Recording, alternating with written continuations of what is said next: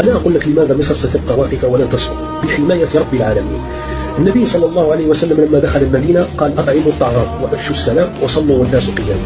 مصر حاضنة للأمة العربية، مصر الدولة الوحيدة التي يعيش فيها العربي بكرامة ولا يحتاج فيها إلى كفيل أو إلى ملف معقد للحصول على إقامة أو إلى ملف معقد للحصول على عمل أو الاستثمار فيها. أو مصر هي الدولة العربية الوحيدة التي يعيش فيها قرابة 5 ملايين ونصف سوري. مصر الدولة العربية الوحيدة التي يعيش فيها 2 مليون يمني. مصر الدولة العربية التي يعيش فيها 6 ملايين سوداني.